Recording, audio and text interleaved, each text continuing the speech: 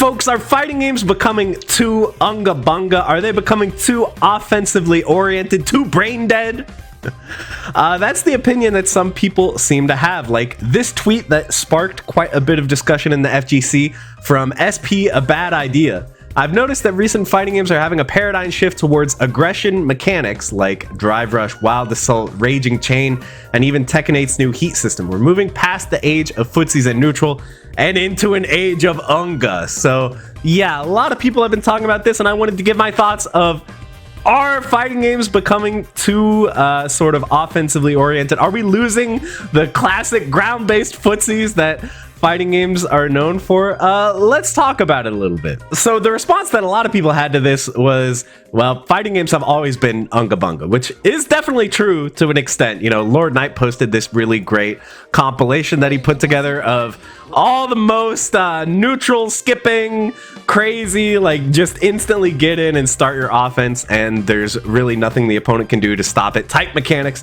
in the history of fighting games. So I think it's definitely true that fighting games have always had neutral skips. They've always had sort of dumb, overpowered offensive stuff. And I think really, if the original tweet just removed that last sentence about how we're leaving an age of footsies, I don't think anyone would have really disagreed with it, right? I don't really think there's ever been like an age of footsies. Even the most footsies oriented fighting games out there, like CVS2 or something, still have really ridiculous stuff like roll, cancel, block a ball and stuff like that to just get around neutral. So yeah, it's always been this way to an extent. But something I'm definitely noticing now is it's becoming much more of a universal thing. You know, if we look at these older games, like, yeah, Vega in Street Fighter 2 Turbo has like some of the most ridiculous offense we've ever seen in a fighting game, right? But that's just Vega. That's just one matchup. And then you play against other characters like Sagat or, I don't know, Ryu, Chun-Li. Like, yeah, those characters have really overpowered stuff, but they still have to play, you know, mid-range at the end of the day. They don't just have a move that instantly gets them in and starts their offense. But now, in more modern games, kind of every character is starting to get that tied to a universal mechanic. So let's look at some examples. So I guess I would call this type of mechanic like a gap closer / combo starter mechanic. They usually do both of these things. And the most obvious example that comes to mind is definitely Super Dash, right? Super Dash from Dragon Ball FighterZ. It tracks down the opponent wherever they are. You don't even have to aim it. It'll find them anywhere on screen. It starts a combo on hit. And usually you're going to be in kind of an even or slightly advantageous situation on block, especially with assists. Make this really stupid on block to Super Dash plus call and assist. So this is something you have to think about pretty much at all times, that, you know, whenever the opponent wants, they can just come flying at me. And if I'm like in the middle of a random move, I'm going to get hit and they're going to start their combo. So this is a major defining mechanic of Dragon Ball FighterZ. It is a controversial mechanic. A lot of people hate it, but honestly, I feel like this mechanic did a lot to make Dragon Ball FighterZ beginner friendly. So I feel like that's one of the big obstacles that beginners have in fighting games is you can go into the tutorial and you can learn how to do, you know, a basic combo or whatever. But then they actually go into a match and they have no way of actually getting a hit. They're like, wait, what do I actually do? I know my combo, but I don't know how to land it. And Super Dash is just like a one button thing. You just press I call it the fun button. You just press the fun button, you'll instantly get in, and, you know, against fellow beginners, you'll probably get a lot of hits doing this. So this starts your offense. It gets you into what for many people is the most fun part of fighting games, which is being in the opponent's face, pressing buttons.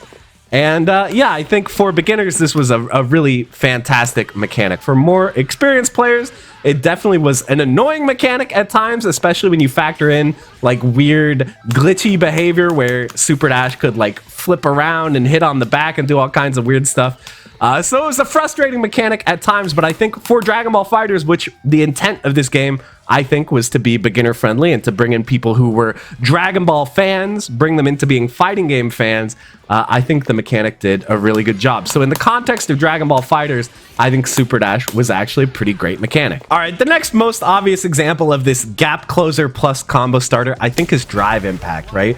Drive Impact in Street Fighter 6. This is such a crazy mechanic. It reaches about halfway across the screen. It is a combo starter. You know, if you land this, you are going to get a free combo on the opponent. And it has armor, so it's really hard to contest because it will go through most of your opponent's attacks if they're not cancelable, so that they can cancel them back into a drive impact of their own. It's also really hard to react to. You really have to be on point to react to this with a drive impact to punish it. So this is a really, really strong mechanic, and obviously this really dominated the game on day one. People were pretty frustrated with it, but shockingly, people have gotten pretty good at dealing with drive impact. It's obviously still really powerful. You still see it frequently in matches, but now we have a new villain, which is Drive Rush. So Drive Rush, yet another example, right? Because I'm going to call this a neutral skip. I know a lot of people don't like the term neutral skip, but the idea is, you know, you're covering a huge amount of space, much further than you could normally do by anything other than jumping, right? You're going from back here to in the opponent's face, and you're in a plus situation. So if they block your Drive Rush normal, you're going to be plus on block. If they get hit by it, you are going to get a combo on them. So yeah, this is your combo starter. It's your gap closer. It's how you get in. Obviously, it's a little bit easier to deal with this than drive impact because you can, you know, hit it with a normal, but the reactions that it takes to successfully knock an opponent out of drive rush, it's like impossible, especially with anything slower than a jab. The reaction is really like untenable, and you kind of have to have the read. So drive rush, also really insanely powerful in drive impact as well. So are these mechanics successful for the game? So I think for making the game more beginner friendly, I do think that drive impact is good. Like if you watch new players play this game, which I've done multiple times, you can see as soon as they learn that this button just kind of goes through everything and gets them a free hit if it connects. People really like this mechanic and start using it a lot. But obviously it's also frustrating when the opponent is using it on you. So it's kind of a double-edged sword. Same with Super Dash. And then Drive Rush, I don't know. Like, I don't think beginners really learn how to Drive Rush very quickly. Like, yeah, it's simple to do, but it's kind of hard to understand the power of Drive Rush until you become a better player, because you can start to realize what a threat it is from out at this range. So yeah, I think Drive Rush is more of a high-level mechanic, and it's more of a problematic mechanic as well. I don't really like the effect that Drive Rush has on the game and on the tier list as well. The characters with the best Drive Rushes tend to be top tier, and characters with bad Drive Rushes like Zangief tend to be low tier. So yeah, it's a really dominating mechanic. It really determines how the game is played to a large degree. And considering that this is a game that already has modern controls, I think modern controls are a great way to bring in beginners already. I don't think they needed to go as far in terms of making overpowered mechanics that beginners can rely on. I don't really think they needed to do that. So yeah, I don't think the mechanics are inherently problematic, especially Drive Impact, which I think is overall, like, it's annoying, but it's fine. But Drive Rush, I kind of think needs like a nerf or something across the board, like make it slower, make it easier to react to. Just give us something to be able to check people who are just starting their offense with Drive Rush all the time, because it's really, really hard right now. And another example that was kind of recently added to Guilty Gear Strive, it's not that old of a mechanic, is Wild Assault, right? So Wild Assault, we can already see the pattern emerging here, right? Like, this closes the gap for you. This lets you start a combo on hit for most characters. This is advantageous on block. You can just cancel it into whatever you want and start your pressure. So we can feel the similarities, right? We can feel that this is doing a very similar thing to Super Dash or Drive Impact. It does have the big difference of it costs burst gauge. 50 burst gauge is a pretty big thing to give up. You're not going to be able to burst for quite a while after you use this, so it is a bit dangerous to use, but the advantage you get from it is very, very strong, especially with the large characters of the game. So characters like Gold Lewis, Potemkin, Nago Ryuki, these guys have what's called White Wild Assault. You can see it has like a white trail behind it. And this is just a really, really cracked mechanic. So it works similar to the other ones. And it will be guard crushing on block, so they do get frame advantage on block. And it's actually invincible. It's not even armor or anything. It just straight up goes through whatever attacks you try to stop it with. I can just mash jab, and he's just gonna go right through and hit me. And if they charge it up, they get a full combo. So yeah, White Wild Assault is really crazy. Like, we thought Drive Impact was crazy for having armor, but this is invincible. It just goes through stuff. So, yeah, a lot of people are complaining about this mechanic. This is one of the reasons, along with some other buffs, that Gold Lewis, I think, has become one of the most dangerous characters in the game. Like, people used to say this guy was bottom 1, but now he's, like, potentially, like, top 5. Gold Lewis is actually insane right now. And access to this Wild Assault, I think, is a big reason why. So, yeah. Like, overall, I don't really mind Wild Assault as a mechanic. Something else I failed to mention is that it takes away a little bit of burst gauge for the opponent. So you can use this to set up an unburstable combo, which is pretty cool. And I do like that this gives you more decision-making with your resources. Like, the fact that burst is normally only utilizable with the burst gauge. Like, that's the only thing that you can do burst for is the different types of burst. But now you have new options. You have the Wild Assault. You also have the Deflect Shield, which also uses half a gauge of burst, which is a defensive mechanic. So I like that there's some more decision-making introduced there, but I think that maybe White Wild Assault is just a little bit too good, man. It's a little bit too frustrating. I don't know. I think maybe that's the one mistake there, but even though I don't really think this is that egregious of a mechanic overall, it is a little strange, right? That why are we seeing so many similar mechanics in fighting games, right? What does it mean? Why does it feel like every game is kind of adding the same thing? I'm not really sure.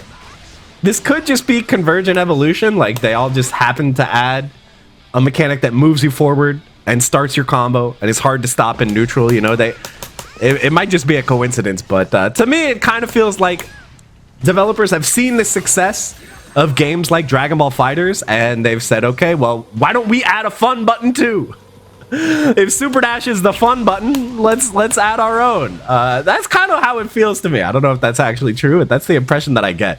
And by the way, even Tekken 8, you know, not officially out yet, but we've seen the heat mechanics in Tekken 8, I think have a little bit of this aspect, okay? It's not as much, because with the heat mechanics, you kind of have to like do an attack, and then it will trigger, you know, the dash afterwards or the heat activation, depending on what situation is happening. But yeah, this is another thing, right, where if you use your heat rush attack, I think that's what it's called. You can use an attack and then essentially cancel it into like a dash forward.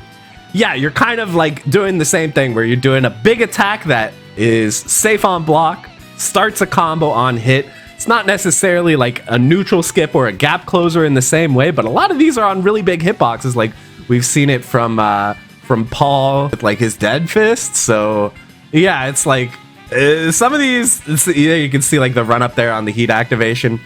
Yeah, I'm starting to see the pattern repeat itself, right? And again, like, yes, we've had stuff like this throughout all the history of fighting games, but it used to be more character specific.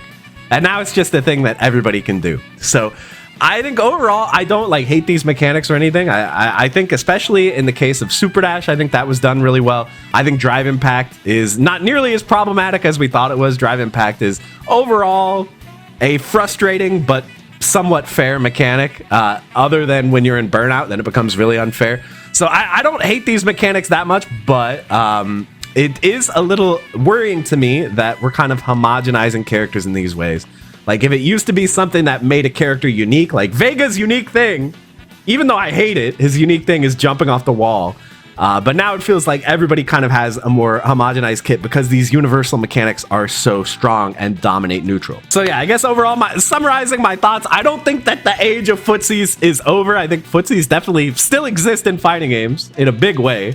And, you know, also there were things that kind of got to get you around playing footsies before, whether it was dive kicks or, you know, crazy supers like Urian Aegis Reflector and stuff like that. You could get around playing neutral in that way, in the grounded footsies based way. You could get around it before, but it's definitely becoming more system level now. So it's definitely a trend I'm noticing. I hope that fighting games don't get too predictable and just all start adding stuff like this. They kind of already are, but I hope that we get to see some new stuff that keeps things interesting, because at the end of the day, what we really don't want is homogenization and for games to feel similar. I think we all want fighting games to be varied and enjoyable experiences that are really different from each other. So that's my thought. I think the reaction to the original tweet was probably pretty overblown, but yeah, I definitely see his point for some things. And yeah, that's about it. So I'm going to end the video there. Thank you guys so much for watching. Let me know what you think down in the comments, and I'll see you in the next one. Bye, everybody.